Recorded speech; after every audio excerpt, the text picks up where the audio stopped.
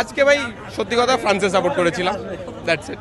এটা হচ্ছে তাদের ভাগ্য এত খারাপ, তারা যারাই সাপোর্ট করে তারাই হারবে। ওরা আসলে ফ্রান্সকে গত বছর ফ্রান্সের সাথে একটা হাড্ডাহাড্ডি লড়াই হয়েছিল, এই জন্য ফ্রান্সকে ভয় পাচ্ছে বিধায় আর স্পেনের সাপোর্ট করতেছে। এরা আসলে রিয়াল কোনো সাপোর্টার নেই স্পেনের।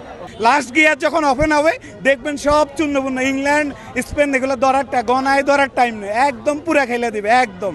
আমাদের তো খেলা ভাই অনেক আগেই শেষ, অনেক হতাশ হয়ে গেছি ভাই, অনেক আগে খেলা শেষ, তো আর বেশি কিছু না। হেরে গেছি ভাই, ওয়ার্ল্ড কাপ থেকে তো বাদ।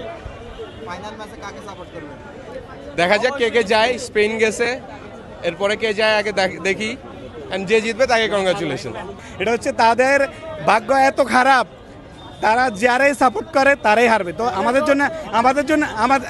জন্য এটা ভালো হয়েছে যদি স্পেনরা লাস্ট সাপোর্ট দেয়, মানে ইংল্যান্ডরা সাপোর্ট দেয়, ওরাও হারবে এবং কি আর্জেন্টিনা কাপ নিবে, এটা আপনারা ভরসা রাখেন। আমরা মেসি ফ্যান হিসাবে, আর্জেন্টিনা ফ্যান হিসাবে এতটা, আর যদি নাও পারি আমাদের হারানোর কিছু না, আমরা স্টিল ওয়ার্ল্ড চ্যাম্পিয়ন, আমাদের হারানোর কিছু নাই ভাই। আমরা যদি জিতি ভালো, যদি না জিতি আরও ভালো, কারণ আমরা ওয়ার্ল্ড চ্যাম্পিয়ন, আমাদের হারানোর কিছু নাই।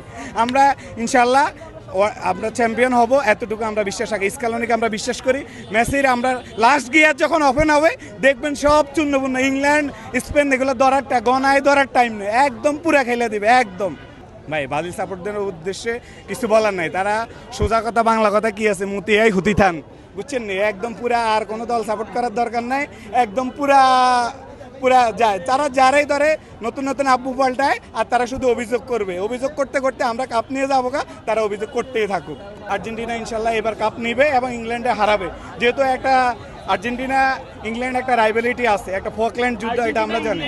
আর্জেন্টিনার জয় ইনশাল্লাহ হবে। আমরা স্ক্যালোনি মাস্টার স্ট্রোক এখনো ব্যবহার করেন না, তার অস্ত্র দেখবেন আপনারা 22 ওয়ার্ল্ড কাপে যখন সৌদি আরবে হারার পর যখন পুরা এলোমেলো হয়ে গেছে সব কিছু, তখন কিন্তু সে তার অন্যান্য অস্ত্রগুলো বাইর করছে। এখনও আপনার আমাদের স্কোয়াডে যথেষ্ট স্কেট দেপ আছে, আপনার নিকো পাজ আছে, ভ্যালেন্টিন বার্কো আছে, তারপর আছে গুলিয়ানো সিমোনে আছে, যে কোনো পুরা ইংল্যান্ডে আউটপ্লেট করে দেবে, যে কোনো টাইম একটা প্লেয়ার দুইটা প্লেয়ার দিয়া পুরা একদম আউটপ্লেট করে ইংল্যান্ডে হেমুলেন্স। আজকে যেরকম ফ্রান্স ফার্স্টেশন হয়েছে, একদম পুরা ইংল্যান্ডে এরকম ফার্স্টেশন করে আমরা ইনশাল্লাহ এই জায়গায় সেম দাঁড়িয়ে আপনাদের সাথে আবার দেখা হবে, আবার কথা হবে আর্জেন্টিনা জার্সি গায়ে।